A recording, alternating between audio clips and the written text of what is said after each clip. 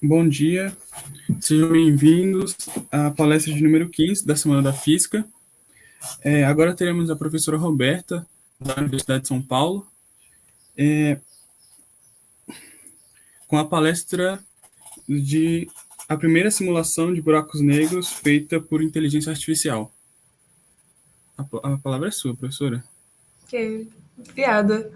Então, já tá aparecendo coisa? Ah, isso. Bom, gente, bem-vindos à palestra. É a primeira simulação de um buraco negro feita por uma inteligência artificial. Esse foi um trabalho que eu fiz no meu mestrado e agora estou dando continuidade no meu doutorado com o meu orientador, Rodrigo Neme, e também um colaborador da NVIDIA, o João Paulo Navarro. Então, a gente fez esse trabalho que agora o paper que está submetido. E, bom, antes eu vou falar umas coisas sobre de onde eu venho, que é o Instituto de Astronomia, Geofísica e Ciências Atmosféricas da USP. Ele fica no campus do Butantã, na capital.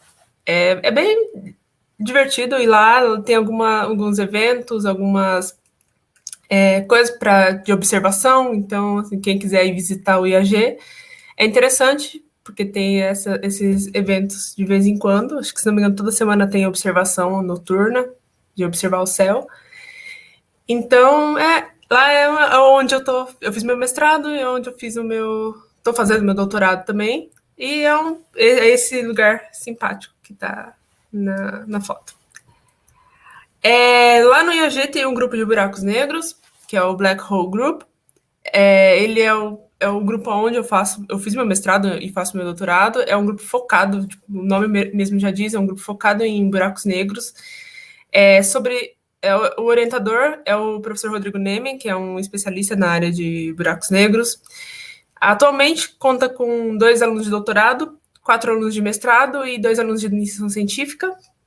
A gente divide basicamente o grupo em 2 times, que é o primeiro tem o time teórico-computacional, que é o time que foca em entender esses objetos na teoria e usando as ferramentas computacionais, como simulações, por exemplo. E tem o time observacional, que foca em fazer análises observacionais desses objetos, principalmente em raios gama. Quem tiver mais interesse sobre o grupo, tem esse site aí, que está no slide, blackholegroup.org. E você pode saber tudo que a gente faz lá no grupo, as pesquisas que tem, os membros, o projeto de cada membro. Então, e se você também tiver interesse em se juntar ao grupo de buracos negros, lá tem toda a informação para, se você quiser entrar em contato com o professor Rodrigo Nemen, para saber mais sobre os projetos, ok? E sobre mim, realmente, eu sou física, tá? Minha física, ela é focada em teórica, tipo, eu tenho uma habilitação em teórica, mas eu sou praticamente física computacional, porque toda a minha grade curricular foi focada em física computacional. Fiz iniciação científica em física computacional e sempre foi uma coisa que eu gostei de mexer. Eu terminei meu mestrado ano passado, em astrofísica, com o foco do meu projeto foi em astrofísica computacional também, que é basicamente o projeto que eu vou apresentar hoje, é o que eu trabalhei no mestrado. E teve o foco de aplicações de Deep Learning, física de buracos negros. Atualmente eu estou fazendo doutorado também em astrofísica lá, continuação desse projeto, então a gente também está na mesma área, que é o trabalho que eu vou mostrar aqui. Eu faço roteiros no canal Ciência Todo Dia, no YouTube. Recomendo quem quiser ir lá ver. Eu falo de buracos negros, física, inteligência artificial. Então, eu recomendo. E, por último, eu sou fã de Taylor Swift. Acho que dá para ver pela foto, que é o meu Twitter. Então, eu sempre lá no Twitter estou fazendo threads sobre buracos negros, física, inteligência artificial. Então, se quiser seguir lá, tô sempre... E eu sempre respondo perguntas lá também. E esse é meu site, para quem quiser saber mais sobre os meus trabalhos e o que eu estou fazendo na pesquisa, ok? Então, nessa palestra, eu vou focar principalmente nesse primeiro artigo aqui, que é o Black Hole Weather Forecast with Deep Learning. Já tem um link no archive, quem quiser ir dar uma olhada no paper já está lá. Então, boa parte da apresentação vai ser sobre esse artigo, mas se tiver tempo no final, eu vou falar um pouco sobre esse outro artigo aqui, que também está no Archive, que é um trabalho que eu fiz junto com o Ivan Almeida, que é um doutorando lá do grupo, onde a gente usou técnicas de Deep Learning para fitar emissão de núcleos ativos de galáxia, que são núcleos que têm um buraco negro acretando no centro. Então, bom, vai ser basicamente essa. Agora, começando a palestra de fato, chega de enrolação. Vou fazer uma pequena introdução sobre os objetos que a gente estuda nessa palestra, que são os buracos negros, ok? Bom, buracos negros, eles têm essa fama de serem objetos que atraem tudo, que são ralos no universo, que tudo que chegar cai. Mas não é exatamente isso, eles não são bem isso. Os buracos negros, por definição, eles são efeitos da distorção do espaço-tempo. Então, a gente vive num espaço-tempo de 4 dimensões, onde tem 3 dimensões espaciais e uma dimensão temporal. E quando esse espaço-tempo se distorce, a gente sabe que tem um fenômeno que a gente sente como gravidade. Então, a gente está preso na superfície da Terra porque a massa da Terra, está curvando o espaço-tempo. E aí faz esse fenômeno de gravidade. Os buracos negros, eles são objetos tão extremos, que esse espaço-tempo está curvado ao extremo. Na verdade, está curvado tanto ao extremo que nem a luz consegue escapar do campo gravitacional, ou seja, desse fenômeno que a curvatura causa. Nem a luz consegue escapar, então por isso eles são esses objetos que levam essa fama de que nada consegue escapar. Mas espero que depois dessa palestra vocês entendam que eles não são ralos, que tá tudo que cai lá, tudo que passa perto dele vai cair lá, não é bem assim. Mas essa é a definição de buracos negros, é uma curvatura do espaço-tempo, uma curvatura extrema do espaço-tempo, a mais extrema de todas. Mas eu vou falar um pouquinho sobre espaço-tempo, eu estou falando só de espaço-tempo. O que, então, o espaço-tempo significa, né? Eu gosto muito dessa frase do John Wheeler, que é o espaço-tempo diz a matéria como se mover e a matéria diz ao espaço-tempo como se curvar. Então, tudo que tem massa e está no tecido do espaço-tempo vai distorcer o espaço-tempo. E é isso que, basicamente, o John Wheeler fala nessa segunda parte da frase. A primeira parte da frase é que o espaço-tempo diz a matéria como se mover, que é em questão por exemplo, a órbita dos planetas em torno do Sol, que a gente vê que está se movendo, então tem a geodésica da Terra em torno do Sol. Que é isso que foi o que o John Wheeler disse. Mas, voltando um pouquinho antes, o espaço-tempo ele foi introduzido por Albert Einstein, em 1908, quando ele introduziu a relatividade restrita. A relatividade restrita, ela descreve um espaço-tempo plano, ou seja, não tem massa curvando esse espaço-tempo.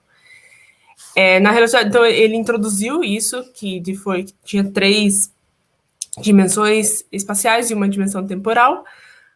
Porém, a diferença que teve, assim, um grande boom que teve quando ele introduziu a relatividade restrita é que o tempo passava a ser relativo e não mais absoluto como se pensava antes, como a física newtoniana pensa que o tempo é absoluto em todos os lugares do universo.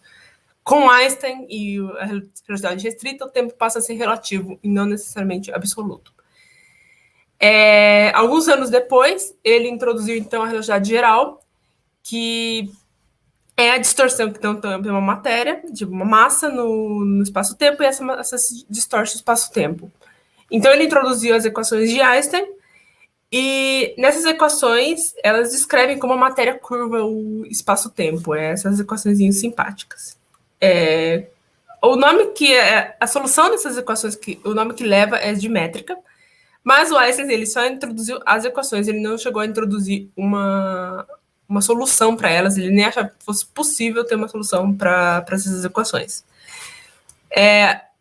Uns anos depois, esse físico, Karl Schwarzschild, ele estava no fronte da Primeira Guerra Mundial, E ele estava estudando as equações de Einstein para objetos simetricamente esféricos, ou seja, tudo que fosse simetricamente esférico, tipo um Sol, planeta, que fosse simetricamente esférico.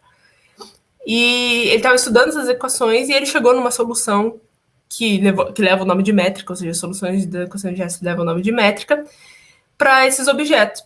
E ele chegou numa conclusão que a partir de um certo valor, que é 2gm sobre c ao quadrado, onde g é a constante gravitacional, m é a massa do objeto esférico e c é a velocidade da luz, com esse valor tem uma singularidade nessa métrica. E a conclusão que ele chegou com esse raio que levou o nome de raio de Schwarzschild é que a partir desse objeto, assim, nada nem que tenha menor do que a velocidade da luz consegue escapar do que seria esse objeto, que na época nem tinha nome ainda, que que futuramente levaria o nome de buracos negros. Mas nem ele, nem Einstein achavam que fosse possível existir um objeto assim no universo. E ele até mandou as métricas, tipo, as soluções dele para Einstein, mas isso aí eles viram mais como uma curiosidade matemática do que, de fato, um objeto físico que existisse. Então, essa foi a primeira introdução de buracos negros, ou seja, apenas na teoria. Mas hoje, quase um pouco mais de 100 anos depois, a gente sabe que eles existem, a gente sabe que eles estão por aí, e a gente não só sabe que eles existem, mas a gente tem uma foto deles, que foi essa foto da colaboração EHT em 2019, acho que todo mundo já viu essa foto. Então, você passou por uns 100 anos aí de as pessoas acharem que esses objetos nem existiam para a gente ter uma foto desses objetos. Então, é um tanto de 100 anos de história aí. Buracos negros são objetos relativamente assim, novos na nossa compreensão. E a gente está vivendo uma era aí de descobertas na física de buracos negros, tanto que o Prêmio Nobel de Física do ano passado foi para a física de buracos negros, de 2017 também que foi a descoberta das ondas gravitacionais por causa do merge de dois buracos negros. Então a gente está vivendo aí numa era de descobertas, cada mês a gente tem alguma coisa nova sobre buracos negros. Então, por isso que é tão interessante saber sobre eles, aprender sobre eles. Eu gosto muito de trabalhar com buracos negros. Mas, vou falar um pouquinho, então, do que eles causam, ou seja, do ambiente deles. Quando uma matéria, pode ser uma estrela, um planeta, gás, chega muito próximo do campo gravitacional de um buraco negro, ele pode ficar preso nesse campo gravitacional. E o fenômeno que causa, então, é um disco em torno do objeto, do buraco negro, que vai levar o nome de disco de acreção. Porém, a primeira ideia é que, chegou perto do buraco negro, já foi, vai todo mundo ser engolido por ele. E não é bem assim. Na verdade, tem uma física muito complexa em torno desses objetos. Pela conservação do momento angular, que a gente sabe que é a primeira coisa que a gente aprende na física do ensino médio, é que algo que está orbitando, se não perder momento angular e nem ganhar momento angular, vai continuar naquela órbita indefinidamente. E a gente sabe que a momento angular ele é conservado. Então, assim, é muito difícil, não tem perda de momento angular ou ganho de momento angular, assim, do nada. Ele sempre vai ser conservado. Então, se uma estrela cair no campo gravitacional de um buraco negro, ela vai ficar simplesmente orbitando em torno dele indefinidamente. Mas a gente sabe que não é isso que acontece. A gente sabe que o buraco negro acreta, que tem um disco de acreção. Então, entender a física do que está acontecendo ali é interessante. Então, a estrela, quando ela cai, ou um gás cai em torno do buraco negro, vira esse disco de acreção porque acontece um fenômeno chamado de fricção dinâmica, devido aos campos magnéticos que estão presentes naquele gás ou naquela estrela.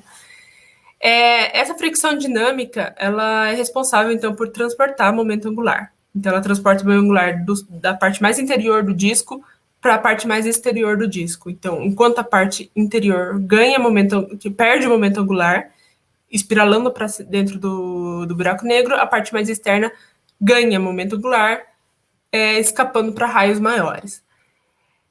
Mas a gente, então, como a parte mais interior perde momento angular, esse é a causa de um fenômeno que a gente chama de acreção, que é o buraco negro está engolindo essa matéria. Então, como objeto nada que tenha menor do que a velocidade da luz, nem a luz, nem a velocidade da luz, consegue escapar desse objeto, então faz parte do buraco negro para sempre agora. Além de transportar o momento angular, essa fricção dinâmica também é responsável por converter parte da energia mecânica para a radiação. E é por isso que a gente consegue observar esses objetos, porque esse disco consegue brilhar. E a gente consegue observar, então, o ao redor do buraco negro. Porque faz até sentido as perguntas, se o buraco negro engole toda a luz que chega nele, como que a gente observa um buraco negro?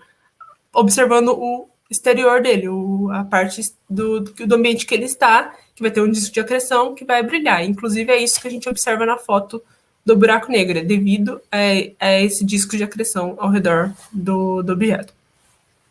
Então, a gente vê essa emissão eletromagnética, binárias de raio-x, raios gama e núcleo ativo de galáxia, que é o que eu falei, são galáxias que têm um buraco negro no centro, e ele está acretando, e a gente consegue observar essa emissão por causa desse fenômeno de acreção, ok?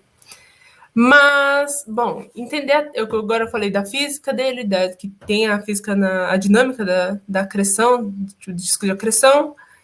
Então, é interessante a gente entender de fato a física dele, mas a física é um pouco complexa, não é fácil, não é simplesmente resolver num papel. Então, é necessário a ajuda de ferramentas computacionais, que são as simulações numéricas. As simulações numéricas vão resolver para cada ponto num grid que a gente define, ou seja, para cada ponto ali no disco, variações de propriedades que a gente esteja interessado. Então, pode ser pressão, pode ser densidade, pode ser temperatura, pode ser campos magnéticos, entender como os campos magnéticos estão se comportando ali. Então, então, a simulação numérica ajuda. Bom, a forma mais simples da gente estudar isso é usando equações de hidrodinâmica, que é porque a gente está tratando de um fluido em torno de um buraco negro, então faz sentido que a gente use equações de hidrodinâmica, okay? Ou dinâmica de fluidos, enfim, as duas são equivalentes, que que leva o nome de HD. Porém, como eu disse antes, a fricção dinâmica é casada por campos magnéticos, e então é interessante a gente adicionar campos magnéticos junto com essas equações de dinâmica de fluidos e fazer a simulação numérica desse sistema, que leva o nome de MHD. Então, vocês já percebem que da dinâmica de fluidos sozinha já é muito complexo resolver essas equações, agora com campos magnéticos se torna um pouquinho mais complexo ainda. Agora, como eu falei bem no comecinho da apresentação, os buracos negros são objetos da relatividade geral, então faz sentido que a gente adicione as equações da relatividade geral para estudar esses objetos, principalmente se a gente está querendo estudar em raios muito, muito próximos a ele. Então, nesse caso, a gente tem então uma simulação GR-MHD que é ainda mais complexa do que a MHD e muito mais complexa do que a HD. Então, é por via de simulações numéricas que a gente simula e entende a física ao redor desses objetos. Porém, há um problema. Como eu falei, essas equações são muito complexas. E resolver elas tem um custo computacional muito grande. E também um custo no tempo também. Demora muito para fazer essas simulações, dependendo da simulação, dependendo da complexidade da simulação que você está fazendo, ou seja, quanto mais próximo ao real, mais complexo pode demorar cerca de um mês simulando, ou seja, o computador simulando em um mês, sem parar, essas simulações numéricas que eu falei. Um exemplo é um tratamento hidrodinâmico, que é a forma mais simples, ou seja, não tem campos magnéticos e não tem relatividade geral, demora cerca de 7 dias rodando em 400 CPU cores. Isso é por volta de um resultado a cada 141 segundos, o que é muito, muito lento.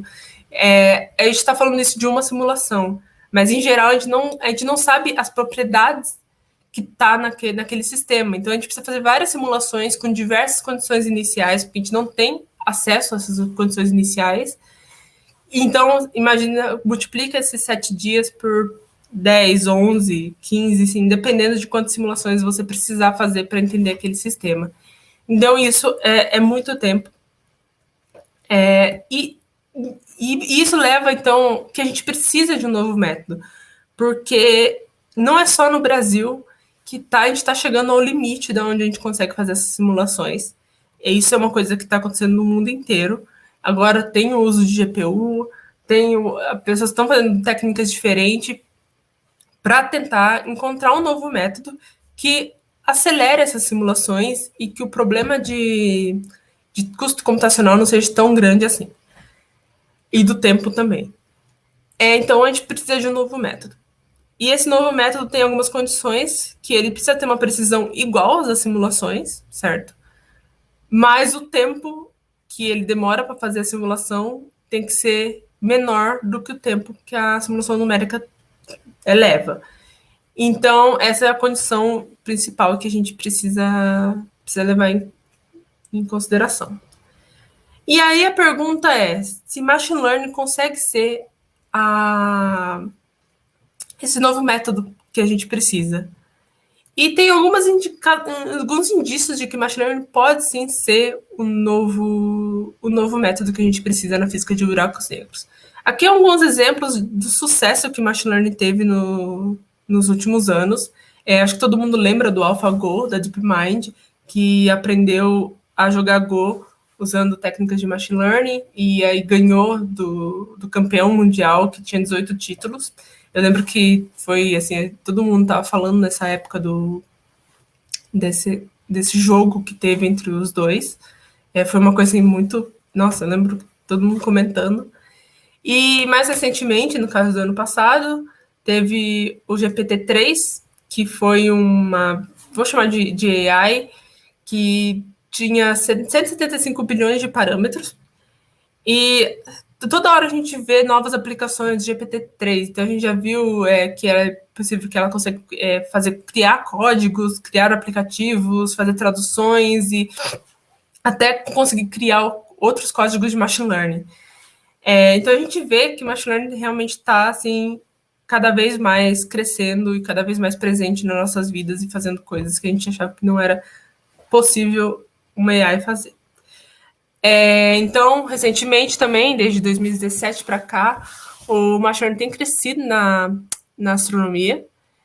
A gente vê, então, trabalhos de detecções de ondas gravitacionais usando Machine Learning, a descoberta de exoplanetas usando Machine Learning, a simulação da rede cósmica do universo e a cosmologia, essas simulações de cosmologia, ela assim, acho que é a área da astronomia que tem mais, assim, já faz mais tempo que está na área de Machine Learning, assim, tem uns avanços incríveis nessa área.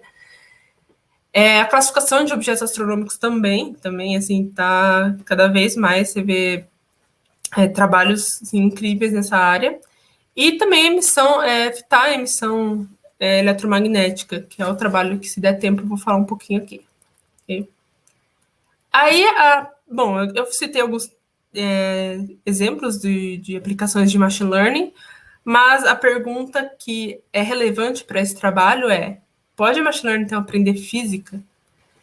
E, bom, já tem alguns indícios e alguns trabalhos de que, sim. Em 2018, o Patak, ele usou Machine Learning para prever sistemas caóticos. E é até interessante ver algumas simulações que ele apresentou, que conseguia prever assim, como o fogo vai se espalhar para uma floresta, por exemplo. E, então, foi um trabalho muito interessante e, inclusive, foi a inspiração para o meu trabalho, foi a inspiração que o meu orientador teve para o meu trabalho, que foi esse trabalhinho aí da primeira foto, onde ele criou esse modelo que conseguia prever sistemas caóticos que seriam que não seriam imprevisíveis ou muito complicados de ser previstos. E em 2019, o Brin ele introduziu então um modelo de Machine Learning que consegue resolver o problema de 3 corpos. Acho que todo mundo que está na física sabe que o problema de 2 corpos já é difícil. Agora, quando a gente vai para 3 corpos, fica uma coisa assim muito, muito complexa. Mas Então, inclusive o código de simulação que leva para resolver o problema de 3 corpos leva, se não me engano, vários dias para conseguir encontrar uma solução, enquanto o machine learning conseguiu resolver assim em questão de segundos, minutos. E é o trabalho que ele apresentou em 2019. Então, assim, a resposta é sim, machine learning consegue aprender física. Mas, mais especificamente para esse trabalho pode machine learning aprender dinâmica de fluidos? Porque isso já é uma complexidade um pouquinho maior ainda, porque dinâmica de fluidos, as equações de dinâmica de fluidos são muito, muito complexas. Então, assim, tem uma certa assim, interesse na comunidade de machine learning em testar o quanto o machine learning consegue aprender dinâmica de fluidos. Eu coloquei que tem vários trabalhos, tá? Não são só esses dois, tem muitos trabalhos nessa direção, mas eu coloquei aqui 2, que é o Deep Fluids, de 2019, que usou um modelo generativo para simular fluido, nesse caso, simular fumaça. E tem esse, o Mohan, em 2019, que ele usou também machine learning para prever um fluido com um campo magnético e turbulento. E até os resultados dele foi bastante interessante. Mas, para o meu trabalho, assim, chegando ainda mais próximo, assim, aproximando ainda mais do meu trabalho, pode, então, o machine learning aprender a dinâmica de física, ou seja, a acreção, o fluido, ou seja, o disco de acreção de um buraco negro. Será que o machine learning consegue aprender essa dinâmica? E, bom, eu, meu orientador, a gente, então, propôs esse modelo, que então a gente ia pegar as soluções das equações de conservação, que eu já vou falar mais para frente sobre elas, alimentar elas para uma rede neural e tentar encontrar, então, um modelo que consiga prever os próximos passos sem necessariamente resolver as equações diretamente com uma simulação numérica. Então, essa é a pipeline do que a gente propôs, tá? Mas eu vou começar um pouco a falar sobre, então, os dados, porque provavelmente se você já ouviu falar de machine learning, você sabe que dados são extremamente importantes para alimentar esses modelos, certo? Eu queria deixar uma coisa assim já bem clara desde o começo, que a gente sempre, quando a gente fala de simulação de buracos negros, acho que todo mundo pensa já naquela foto que eu coloquei no início da apresentação do Interestelar, que tem bem definido e com vários detalhes. Que lá é uma simulação, de fato, foi feita pelo Kip Thorne, mas foi uma simulação assim, feita com o intuito de ser visualmente muito bonito para aparecer no filme. Quando a gente trabalha com buracos negros, não necessariamente aquela simulação é tão, assim, ela é importante sim, mas não é tão relevante para entender alguns parâmetros que a gente precisa, tá? Então, a realidade é que a gente tem simulações desse tipo aqui. Aqui é uma simulação da Universidade de Illinois. É uma simulação 3D, então aqui a gente está vendo X e Y, e aqui a gente está vendo X e Z. Então, basicamente, nesse caso, a gente está vendo a densidade de um buraco negro aqui no centro está acretando, e isso aqui é o gás que está em torno dele, que é o disco de acreção que está em torno dele, que está caindo, por causa que está perdendo o momento angular, está caindo lá. Então, nesse caso, a gente vê a densidade, então a cor é a densidade, quanto mais azul, menos denso, quanto mais laranjinha, mais denso. Então, nesse caso, é interessante. E para a gente entender a física, para a gente entender o que está acontecendo ali. Na densidade, nesse caso é densidade, mas pode ser a pressão, pode ser velocidade, pode ser campos magnéticos. Depende do que a gente quer, do que a gente está interessado em fazer. Mas, em geral, quando a gente trabalha com física de buracos negros, essas simulações que a gente vê em papers, em artigos, enfim, apresentações, só para deixar claro que não é exatamente uma simulação igual de Interestelar, ok? Mas, então, o que é aquela... Eu acabei de mostrar essa simulação da Universidade de Illinois, mas o que é aquilo ali, né? Como que a gente obtém, então, aquela simulação? Bom, usando as soluções dessas equações de conservação, tá? Que são equações de dinâmica de fluidos. Como eu falei, pode ter adicionado campo magnético, pode ter adicionado relatividade geral. No nosso caso, a gente vai usar umas equações de fluido um pouquinho, assim, tem algumas diferenças nela. Essas aqui são as 3 principais, que é a conservação de massa, essa é a primeira aqui, a conservação de massa, tem a conservação de momento, que é essa segunda, e a conservação de energia, essa terceira. Então, o computador vai resolver, então, essas 3 equações e obter, então, a densidade, a velocidade e a pressão para cada instante de tempo, ou seja, cada variação, certo? Mas aqui a gente tem algumas diferenças, porque só as equações de dinâmica de fluidos pode descrever, então, um fluido, mas aqui a gente quer um fluido em torno de um buraco negro, que não é tão simples assim. E é por isso que tem algumas diferenças. Primeiro, a gente adiciona um potencial que vai imitar o potencial de Schwarzschild, ou seja, para certos raios ali, os raios que a gente está interessado fora do buraco negro, vai imitar, então, a métrica de Schwarzschild, tá? Que é aquela métrica que eu falei no começo da apresentação, que descreve o ambiente de um buraco negro, tá? Então, é esse potencial que chama potencial pseudo-newtoniano. Além disso, como eu falei, os campos magnéticos são responsáveis pela transporte de momento angular. Mas, nesse caso, a gente não vai adicionar ainda campos magnéticos, tá? Então, mas a gente precisa de algo que transporte o momento angular, que faça esse papel, porque se não transportar, simplesmente vai ficar girando em torno e não vai acontecer nada. Então, nesse caso, a gente adiciona esse tensor, que tem uma viscosidade associada, e essa viscosidade vai fazer o papel que o campo magnético faz em sistemas realistas, ok? Aqui é só um exemplo de como se resolve essas equações que eu mostrei no slide anterior, que a gente usou o código Pluto, e ele resolve equações dessa forma, ou seja, equações de conservação. Então, é apenas um sistema, eu só coloquei por pura curiosidade aqui no slide. Mas, bom, eu tinha falado, então, que a gente precisa de várias condições iniciais, porque a gente não tem acesso a essas condições iniciais no mundo real.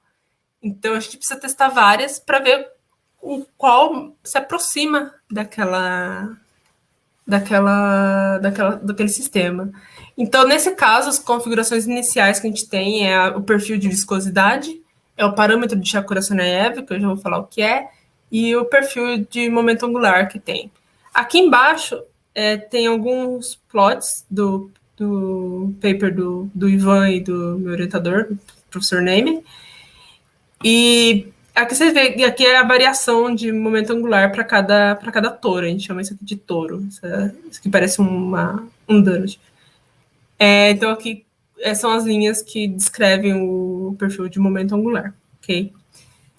Então, a gente testa 2 perfis de viscosidade. Um leva o nome de Shakura-Sonaev e o outro leva o nome de Stone, que são essas 2 equações que apareceu aqui. Porque a gente não sabe, como eu disse, a gente não tem acesso a essas configurações iniciais, então a gente precisa testar elas para ver qual mais se aproxima da realidade. O parâmetro de Shakura-Sonaev é simplesmente esse alfa que está aqui. Esse alfa, ele, no caso dos dois, tá? O parâmetro de Shakura-Sonaev real é esse aqui, que é da equação de Shakura-Sonaev, mas nesse trabalho a gente vai chamar esse alfa também de parâmetro de Shakura-Sonaev. Esse parâmetro de Shakura-Sonaev, ele simplesmente tem até uma frase muito famosa que fala que esse parâmetro diz tudo que a gente não sabe está nesse parâmetro. Porque tem uma frase que acho que o parâmetro de Shakura-Sonaev, ele simplesmente resume toda a nossa ignorância sobre o assunto.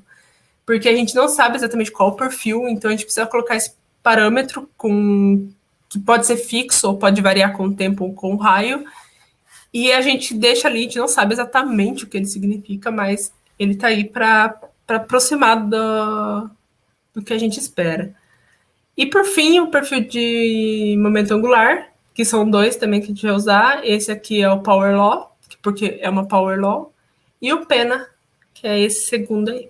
Okay? Então, a gente varia essas configurações iniciais. Aqui está todas as listas de simulações que a gente tem, o nome, qual o perfil de momento angular, qual a viscosidade, qual o alfa, e quantos frames, ou seja, quantas snapshots tem cada simulação, tá? Mais para frente eu vou mostrar que a gente dividiu o trabalho em algumas partes, tá? Então, a gente primeiro vai ter um caso de uma simulação, que é o caso dessa simulação aqui cor-de-rosa. Também tem um caso de não visto, que é esse roxinho aqui, e todas as simulações. Vocês perceberam que eu cortei alguma simulação, principalmente essas duas aqui, e esse aqui do meio. Uma porque era não física, então não fazia muito sentido a gente adicionar para o modelo aprender isso. E as outras, uma porque tem muito pouco dado, 190 dados é muito pouco. E essa aqui tinha alguns problemas de grid que não batia com o grid das outras, então também não fazia a gente adicionar isso para o modelo e o modelo acabar aprendendo algo que não era para aprender, tá? A gente faz, então, uma preparação de dados. Aqui é um exemplo dos dados que a gente tem, tá? Vocês veem que é muito parecido com a simulação que eu mostrei anteriormente, da Faculdade de Illinois. Aquela simulação não é minha, mas essa aqui é do nosso grupo, que é do Ivan. Aí você percebe que tem o touro, o buraco negro está nesse ponto aqui, nesse ponto 0, 0, 0, e está acretando. Então, a gente tem que fazer uma preparação desses dados para alimentar para a rede neural, porque senão a gente não pode simplesmente ir alimentando algo cru para ela, porque ela vai acabar aprendendo coisas que não é para aprender. E eu fiz esse teste, de fato, ela acaba aprendendo coisas que não é para aprender. Então, a gente faz essa preparação de dados, como vocês perceberam, a gente corta boa parte desse plot aqui de cima, para ver mais o touro, que é onde a gente está interessado, ou seja, onde está interessado, porque aqui nessa região não acontece muita coisa. A gente quer entender o que acontece próximo de um buraco negro, então seria esse tourozinho aqui, e faz uma normalização também. Okay? Mas, como eu disse, eu quero sempre simular no futuro. Eu quero que o machine learning, tipo, o modelo, simule. Então, para isso, eu preciso adicionar informação temporal. Muita gente pergunta para mim, por que vocês não usam redes neurais recorrentes ou LSTMs, que são redes neurais que são feitas para isso, são feitas para ter essa informação temporal e conseguir simular. Mas, bom, tem dois motivos para não ter usado essas redes recorrentes. Um deles é porque elas são muito custosas computacionalmente, então demora muito. Talvez nem compensaria. Eu testei com elas, talvez não compensaria usar elas para acelerar um processo, elas iam acabar demorando tanto quanto. E o segundo é porque já tem artigos mostrando que elas não são, principalmente as LSTMs convolucionais, elas não são tão boas para simular. Então, ela apresenta alguns erros que não são tão, assim, que se torna um problema. Então, no nosso caso, a gente adicionou a informação temporal basicamente criando blocos, que então tem x e y, e a terceira dimensão é a dimensão temporal, então, é a variação de cinco passos no futuro. A gente alimentou isso para a rede e ela sempre prevê um bloco parecido no final, ok? Agora, falar um pouquinho de métodos. Eu estou falando aqui de machine learning, de inteligência artificial, e etc. Então, acho que é importante a gente chegar todo mundo na mesma página.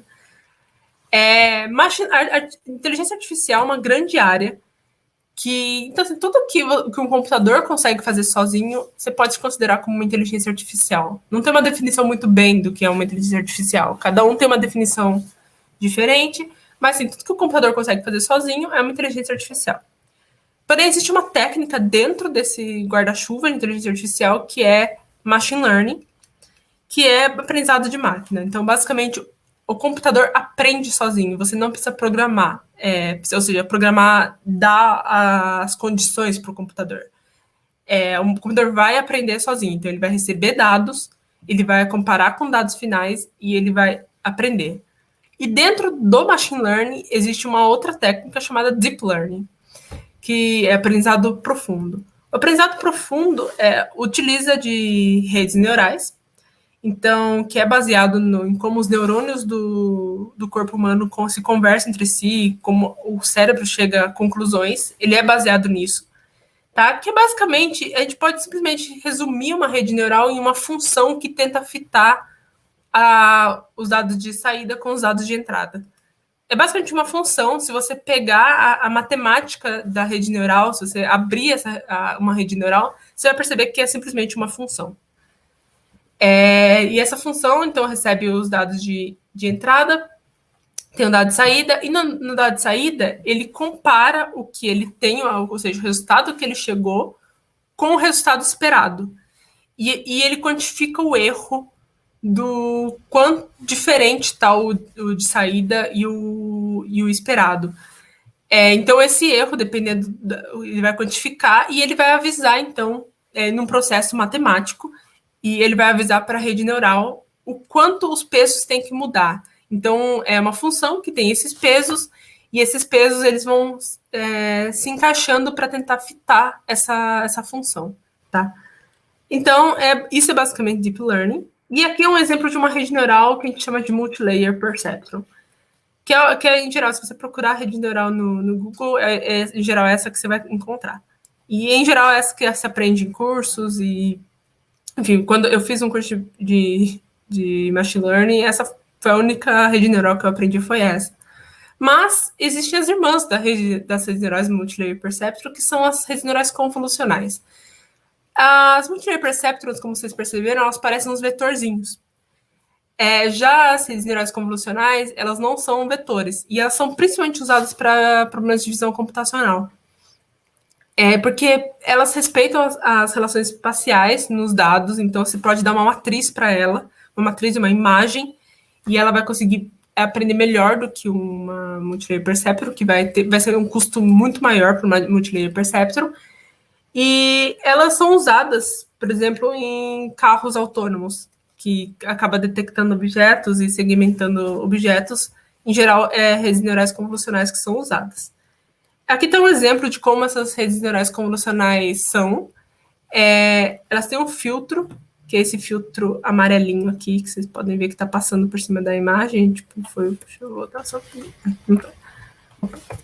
Então, o que está passando... esses números em vermelho seriam os pesos, análogos aos pesos que eu falei anteriormente. Então, é um filtro que passa por uma imagem e ele vai pegando informação dessa imagem e passando para uma outra matriz, ok? É basicamente isso, uma rede neural convolucional. Uma coisa uma analogia que me ajudou muito quando eu estava aprendendo sobre elas, é que você imagina que tem um quadro no chão e você pega uma lanterna, você está num quarto escuro, você pega uma lanterna e você vai passando a lanterna por cima do quadro e você vai pegando as informações de cada parte que está iluminada.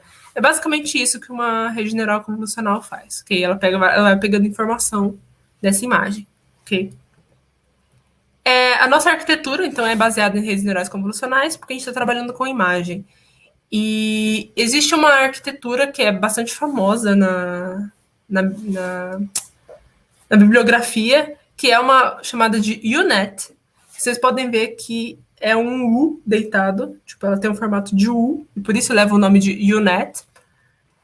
E ela é bastante utilizada assim, em Machine Learning, em Deep Learning, principalmente para imagens, e a gente achou que talvez fosse uma boa ideia usar ela, e que talvez ela fosse bastante útil para a gente, ok? E, bom, isso aqui até agora foram os métodos, já fiz a introdução. E, bom, eu vou começar a falar sobre os resultados agora, que são, acho que a parte principal do trabalho. E os resultados são divididos em três partes, ok? Em duas partes, desculpa. E aí vocês já vão entender o porquê. Aqui primeiro eu vou começar com o caso de uma simulação. O caso de simulação, que levou o nome de PNSS3, o dataset que a gente treinou, esse modelo, foi uma simulação apenas, só uma. Tinha cerca de quase 3 mil dados por aí.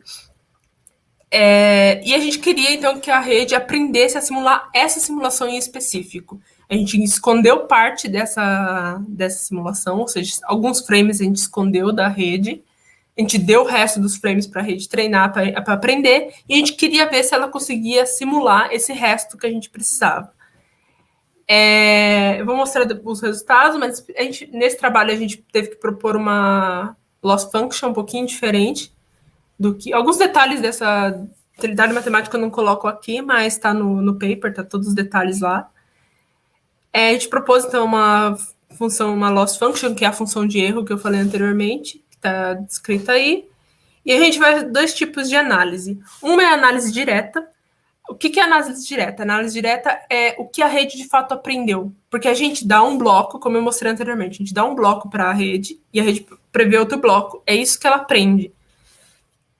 Então, na direta, a gente vai dar um bloco de simulação para ela e ela vai nos devolver algo e a gente faz essa análise disso que ela devolveu. Então, assim, é sempre uma simulação vai para o modelo e o modelo retorna algo. Já no caso iterativo, que é a segunda análise que a gente vai fazer, a gente dá uma simulação para o modelo vai prever, vai dar um resultado para a gente vai pegar esse resultado, alimentar para o modelo vai prever, a gente pega esse resultado, aumenta o modelo e faz isso, e faz um loop, e faz essa análise em cima desse loop, ok? Então, aqui está as predições diretas desse sistema. Ou seja, a gente dá uma simulação, a rede aprende, devolve, e a gente dá outra simulação, aprende, devolve e tal. Então, aqui a gente percebe que a rede consegue simular até relativamente bem, com um erro bem baixo. A gente vê algumas variações, principalmente nessa região aqui, e nessa região aqui, ou seja, nas regiões mais polares. E a gente vê aqui também que tem uma característica aqui, que eu já vou falar sobre ela. Mas, em geral, assim, ela está simulando bem. Eu sei que o touro ele parece ser bem assim, estático, mas a gente vê aqui que tem umas diferenças. O gás está passando aqui no target, que essa aqui é o que a gente espera, essa aqui é a predição e esse aqui é o erro. Então, você vê que o touro meio que faz assim, que parece que ele está vibrando de alguma forma. Então, mas assim, a gente vê que o modelo em geral tá aprendendo bem. Até a abertura imita bastante isso. Você percebe nessa região aqui, a abertura tá... A rede neural consegue prever bem essa abertura e esses gases que estão indo para cá. Okay? Mas como eu falei, tinha alguma coisa ali na parte mais externa. E isso, a gente ficou um pouco curioso quando a gente viu esses resultados. A gente ficou, tem alguma coisa acontecendo aqui, né, nessa região. E por curiosidade, eu plotei, então, um grid da simulação em cima do erro, né, em cima desse erro. E a gente percebeu que cai perfeitamente. Então, essas listras que tem aqui, cai perfeitamente junto com o grid. E essa região aqui é onde o grid é com uma resolução mais baixa. Então, o que está acontecendo, basicamente, é que a rede conseguiu aprender o grid, principalmente por ter resolução mais baixa. Isso foi uma das limitações do trabalho, que a gente não consegue alterar essa limitação dos dados que a gente já tinha. Então, foi uma limitação que a gente teve que lidar. Aqui, então, a diferença da massa e da densidade média. Por que, então, a gente analisou a massa? Porque a massa não é uma informação que a gente dá para a rede. É uma informação indireta que está ali no sistema.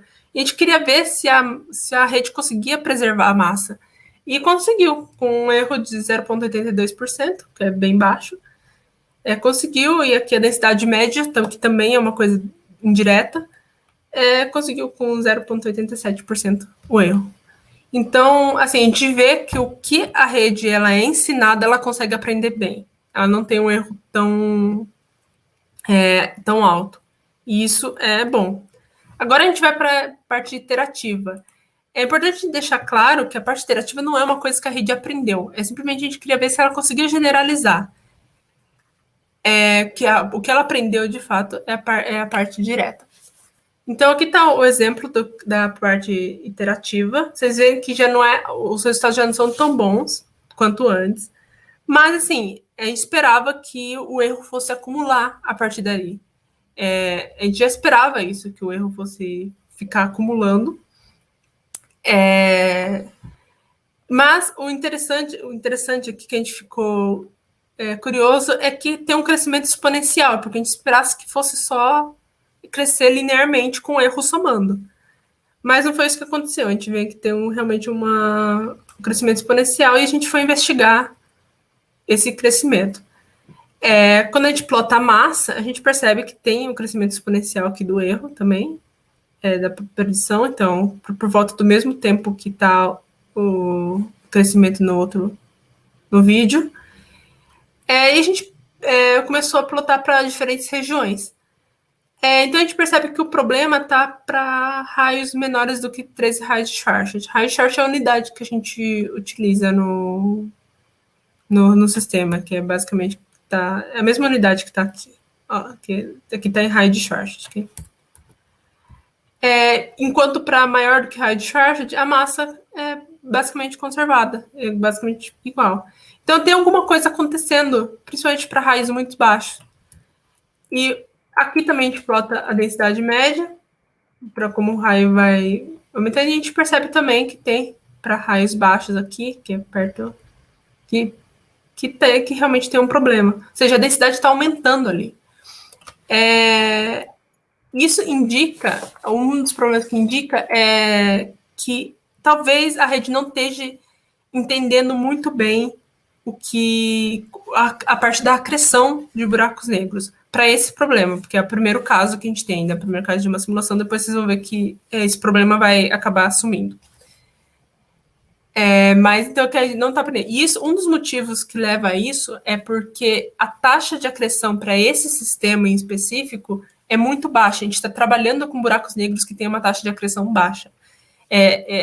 Os buracos negros eles têm taxa de acreção diferente, e existem buracos negros com uma taxa de acreção bem alta, que ele está se alimentando muito, e existem os buracos negros que têm uma taxa de acreção baixa, chamados de modo RIAF, que é, inclusive, o modo que o buraco negro do centro da Via Láctea está acretando.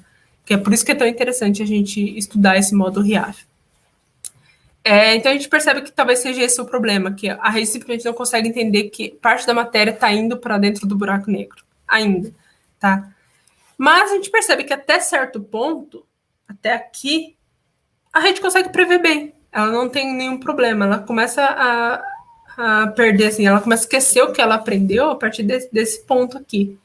Então, a gente fez uma análise do quão rápido seria a rede prevendo essa parte aqui em comparação com a simulação numérica.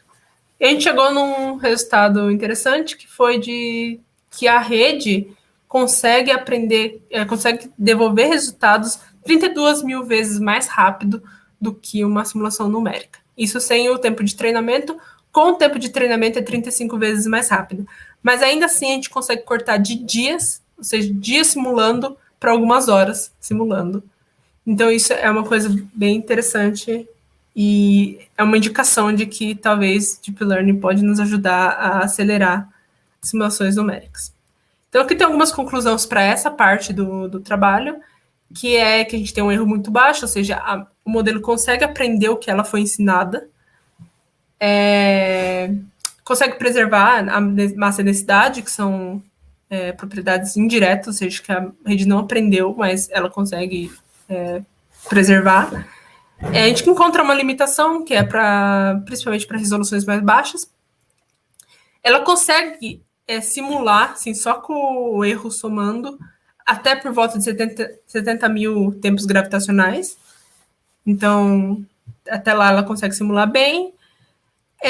E a conclusão que eu falei é que o machine learning não está aprendendo muito bem a taxa de acreção perto do buraco negro, e a densidade acaba crescendo exponencialmente. Mas a gente tem um speed up de 32 mil vezes mais rápido do que uma simulação numérica. Agora a gente vai para uma outra parte, que aqui está como Never Seen System, mas no paper está como All Simulations Case, ou seja, caso de todas as simulações. Então, o que agora a gente tem? A gente pegou todas aquelas simulações que eu mostrei anteriormente, pegou uma, que é essa PL0SS3, uma delas, e escondeu.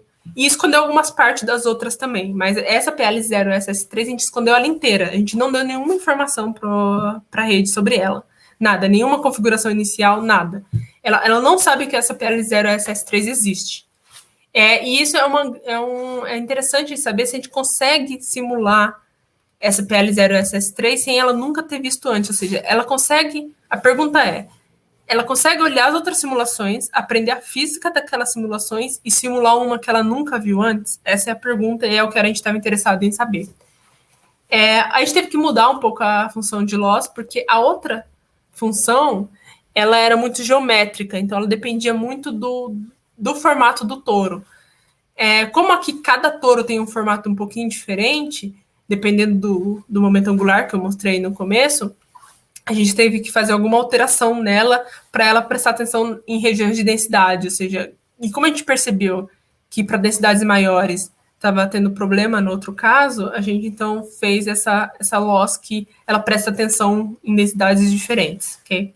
Então, o que a gente fez é que a gente alimentou 8 simulações para esse modelo, junto com as condições iniciais de cada um, ou seja, para o modelo saber qual é a diferença de cada simulação, e a gente quer quantificar o quanto o modelo consegue prever esse sistema que ele nunca viu antes. A análise é da mesma forma que a gente fez anteriormente, que tem análise direta e iterativa. Aqui, então, está o resultado dessas 7 simulações que o modelo treinou, né, que ele viu. Então, aqui está o target, que é o que é esperado, a predição, e o erro, o delta seria o erro, que é um plot menos o outro. Isso aqui é o exemplo depois de 10 passos, ou seja, depois de 10 passos iterativos, é o que a gente tem. E a gente percebe que a rede consegue aprender bem. Que ela consegue simular cada toro diferente, tipo, cada um tem um formato bem diferente do outro, e ela consegue simular bem. Então, ela consegue perceber e entender que cada um é diferente do outro, ela consegue pegar as configurações iniciais e saber qual a diferença de cada um. E isso é uma coisa que foi um resultado legal. Esse aqui, então, muita gente pergunta, assim, a primeira pergunta que todo mundo tem é: mas os touros, eles não se mexem muito depois que eles chegam numa condição estacionária. Então, a gente decidiu pegar esse PNST1, que ele é bem variável. Vocês percebem que ele está variando bem. E a gente percebe que, em geral, a simulação consegue pegar o aspecto geral dele. E você deve estar pensando, mas o erro está alto. O erro está alto, principalmente nessas regiões avermelhinhas que aparecem aqui. E isso acaba afetando o erro, a porcentagem do erro maior. Mas se vocês verem, em geral está mais azul e verde, que são erros bem mais baixos do que essas vermelhinhas aqui. Mas o ponto é que ela consegue aprender esse modelo aí e consegue ter essas variabilidades que não tem tanto nos outros. Mas o motivo da gente não ter usado esse modelo como esse sistema como a forma de investigar é porque são muito poucos dados. A rede não ia conseguir aprender bem, acho que, se não me engano, são 400 dados, são muito, muito poucos. Então, assim, seria um problema, principalmente porque deep learning, redes neurais, eles precisam de muitos dados para aprender bem, tá? Tanto que vocês vão ver a diferença dos resultados de um para o outro. Aqui, então, é a predição direta do sistema que ela nunca viu antes. Então, assim, será que a rede consegue simular uma coisa que ela nunca viu antes, dando apenas as configurações iniciais e o primeiro frame para ela? Então, a gente vê que tem um erro muito baixo, a rede consegue simular bem o sistema, a gente percebe que tem umas variações na parte polar, que é onde tem...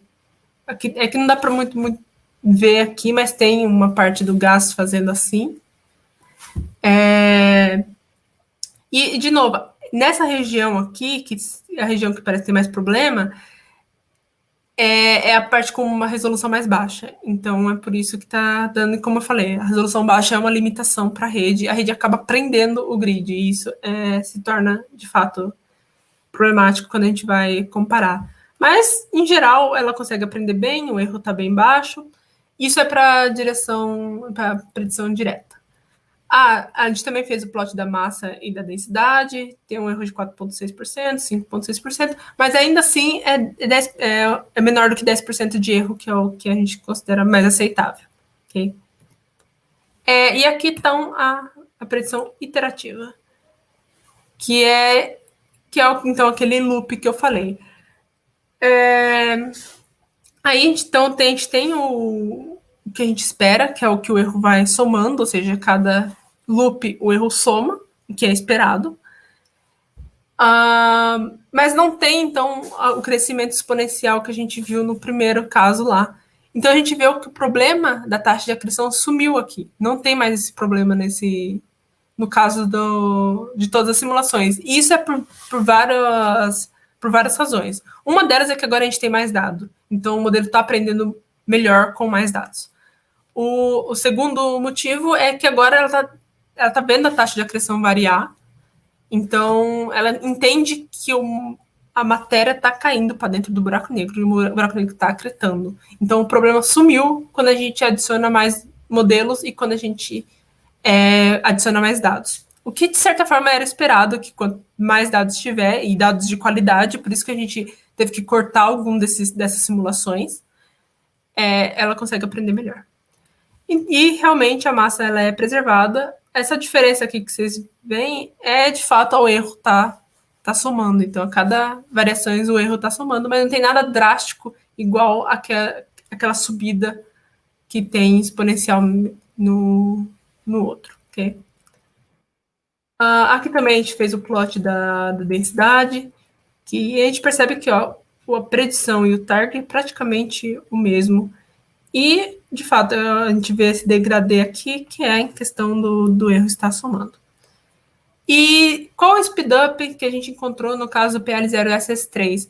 Então, nesse caso, a gente nem precisa considerar o tempo de treinamento, porque o PL0 e SS3 não foi treinado com esse. Então, é simplesmente um modelo que a gente tem, já está pronto. E será que consegue simular o PL0 e SS3 sozinho? E conseguiu, e a gente teve um speedup de 7.000 vezes mais rápido do que a simulação numérica. Isso simplesmente por causa do PL0 S3. Quando a gente adiciona as outras simulações que eu mostrei, esse tempo que o speedup vai muito, cresce muito, vai para 32.000 vezes mais rápido. Então, e aqui algumas conclusões. O modelo consegue variar bem, lidar bem com mais simulações e mais variabilidade, que é o PNSST1 que eu mostrei anteriormente, consegue prever um sistema que nunca viu, ou seja, em outras palavras, consegue simular um buraco negro que nunca viu antes, consegue preservar a massa e a densidade média e consegue simular esse sistema com um speedup de 7.000 vezes mais rápido do que as simulações numéricas. E, em outras palavras, essa foi a primeira simulação de um buraco negro feito por uma inteligência artificial pelo método de Deep Learning. E não tinha isso na literatura antes, não, em nenhum caso teve. Até agora não tem mais, esse foi o único até agora. Então, essa foi a primeira simulação. E a gente está, então, agora interessado em... Aqui só um sumário da apresentação. Agora a gente está interessado em resolver o problema da resolução, que é o que eu falei anteriormente, que está tendo esse problema nos dados. A gente quer agora os dados um pouquinho mais complexos e um pouquinho mais variáveis e dados em 3D. Então, a gente quer avançar um pouquinho, assim, um pouquinho mais além. Esse é o meu projeto atual, que é o que eu estou trabalhando. E bom, em tentar, a gente vai melhorar, então, essa simulação, e até agora foi a única e foi a primeira. Inclusive, tem o paper, se vocês estiverem interessados em ler, que é The First AI Simulation of a Black Hole. Está no archive também. Se procurar meu nome lá, vai aparecer. E, bom, acho que eu tenho um tempinho ainda, e eu vou falar um pouquinho do outro trabalho que eu fiz no meu mestrado, além esse foi o trabalho que eu apresentei anteriormente, foi o meu projeto de mestrado, de fato, que foi o trabalho principal. Mas eu tive um trabalho em paralelo, junto com o Ivan, que ele... Então, assim, como eu falei, o disco de um buraco negro, ele brilha. Então, a gente consegue fitar esse brilho, esse espectro, e a gente consegue fitar e entender, porque esse espectro vai nos dar informação sobre os processos físicos que estão acontecendo ao redor ali do buraco negro. O Ivan, então, ele tinha esses dados de fitar esses espectros em torno de um buraco negro, E a gente, então, só que demora muito para fitar. O processo matemático de numérico de fitar isso demora muito. Então, ele levantou então a questão de se a gente conseguia alimentar uma rede neural para acelerar esse processo. E aí a gente trabalhou nisso por um tempo e a gente conseguiu então criar a Agnes, levou o nome da nosso modelo, levou o nome de Agnes, então ela consegue fitar melhor esse espectro. Aqui é um espectro, esse é SD, que é Spectral Energy Distribution, do buraco negro mais famoso que existe, que é o M87, que é o da foto do buraco negro. Esse é o espectro que a gente obtém quando a gente observa ele. Esses pontinhos preto aqui é os dados de observação que a gente tem. Em verde está o que o modelo do Ivan, que é um modelo teórico numérico, faz, e em preto está o que a Agnes, que é o machine learning, o nosso modelo de machine learning, consegue fazer. Então a gente percebe que todos eles estão batendo muito bem, e a gente está vendo que o erro é muito baixo, seja um sigma, é muito baixo, então é interessante usar isso. A gente teve um speed up, então a gente conseguiu cortar de horas para alguns segundos. Em alguns segundos a gente consegue fazer várias fitagens, né? Tipo, vários fits de SSD, e o que antes levaria horas e horas para fazer. A rede neural, nesse caso, é uma multilayer perceptron, que é com os neurônios, não é mais uma rede neural convolucional, porque aqui a gente só está trabalhando com parâmetros. Então, a gente adiciona parâmetros do disco de acreção, da acreção, para a rede, e o que ela vai nos devolver, então, é o fit, ou seja, os valores dos fits, do Spectral Energy Distribution, density, quer dizer. E aqui está, basicamente, a rede que a gente utilizou nesse trabalho. E aqui estão os resultados, em geral, desses fits. Em azul é o que a Agnes, que é o que a rede neural que devolve, e em vermelho é o que a gente espera desse fit, ou seja, o que a teoria nos diz é o em vermelho. E dá para perceber que está praticamente igual, acho que não dá nem para ver muito bem a diferença, só quando se aproxima muito do slide que eu consigo ver a diferença de um para o outro. Então a gente chegou à conclusão de que sim, a rede neural consegue aprender bem e salvar muito tempo. Então tem um speed up bem alto nesse caso, que a gente vai de horas para alguns segundos. Então essa é outra aplicação que a gente teve de machine learning para física de buracos negros para acelerar esse processo de entender. Então, bom, é isso. E obrigado. Acho que foi bem antes do tempo. Sim, muito obrigado, professora. Muito interessante essa palestra, gostei bastante. Agora a gente pode ir para a sessão de perguntas? Uhum. Tá. A primeira pergunta é do Pedro Pereira, e ele perguntou aqui: quais são as linguagens de programação mais comuns no trabalho que você faz? No meu caso, eu uso Python, 100% do tempo eu uso Python, mas eu já tive colegas de grupo que usavam Fortran, que usavam C. Raramente eu vejo C++, mas em geral é Python, assim, acho que o que mais todo mundo usa, ou C também para simulação. Certo. A próxima pergunta é do Vinícius Cirqueira. São necessários clusters ou equipamentos do tipo? Sim, as simulações que eu falei, elas são feitas em clusters, eram 400 CPU cores. As minhas foram usadas GPUs, 2 GPUs para fazer.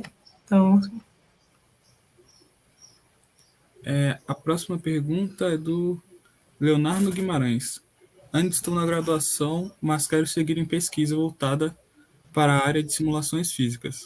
Mas é difícil achar um norte para estudar.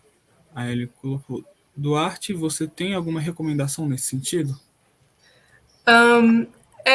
assim, a recomendação que eu tenho é tentar achar um professor que trabalhe com assim, porque dependendo da simulação física, no caso de simulação de fluido, tem bastante livro de computação, acho que você encontra na internet, no Google deve ter, só procurar, assim, acho que se você procurar fluido e computacional e simulação, deve devolver várias coisas, mas depende muito da área que você quer ir, assim, cada área tem uma simulação diferente, vai ter uma abordagem diferente, O que eu recomendo é procurar um professor que seja na sua universidade ou em outra universidade e mandar e-mail perguntando assim da área que você tem interesse em seguir.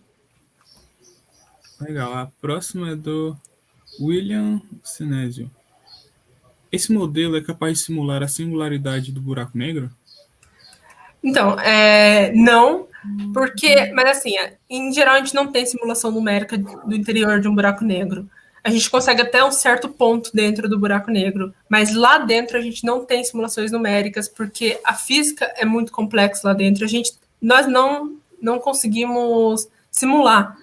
A singularidade em específico, a gente precisa de uma nova área da física, que é a gravitação quântica, que ainda não tem uma base ainda definida para entender ela. Então, a gente não tem como simular, não existe simulação para elas. Existem modelos teóricos, sim, mas simulação em específico não tem. Então, e o modelo precisa de aprender de algum lugar, ele precisa aprender a física de algum lugar. Então, como não tem simulação numérica, a gente não tem como simular a singularidade, porque a gente simplesmente não tem assim, em nenhum lugar. Certo. Tem mais uma pergunta aqui, do Daniel Isaac, eu acho. Roberta, pode falar um pouco do hardware utilizado para simulações e machine learning? Então, das simulações foram 400 CPU cores. Eu não sei exatamente os dados assim, técnicos, não lembro, porque não fui eu que fiz a simulação, essa simulação é do Ivan, foi o trabalho de mestrado do Ivan. Eu simplesmente peguei esses dados. Então, ele deve ter melhor, eu acho que talvez no paper dele tem um paper dessa simulação, deve ter melhor os dados técnicos, mas no meu caso foram duas GPUs da NVIDIA, se não me engano foi uma GTX, teve uma P6000, alguma coisa assim. Eu não lembro exatamente os dados, mas está no paper também. No paper está tudo detalhadinho. Obrigado. Não apareceu mais nenhuma pergunta. Então, eu agradeço novamente pela sua... Ah, não apareceu uma aqui, do Vinícius Cirqueira. Bom dia. Você passou por alguma situação desconfortável por ser mulher na física? Que conselho daria às meninas? Assim, eu acho que de desconfortável foi o fato de que na minha sala tinha 40 pessoas e só duas mulheres, então isso acaba sendo porque você se sente única. Mas assim, o que eu dou de conselho é assim, a gente tem que chamar mais mulheres para física, mas assim, é uma coisa que eu percebi na astronomia, tem muita mulher, inclusive ano passado o prêmio Nobel de Física foi para uma mulher na astronomia. Então, assim, é incentivar de que dá para fazer física, dá para fazer astrofísica sendo mulher, então acho que é esse conselho que eu dou. Obrigado. Então, não surgiu mais perguntas. Eu agradeço a você novamente pela participação. Tem vários elogios aqui para a senhora no chat, falando da sua palestra. E é isso. Obrigado pela participação. Obrigada. Então tá. Tchau, tchau.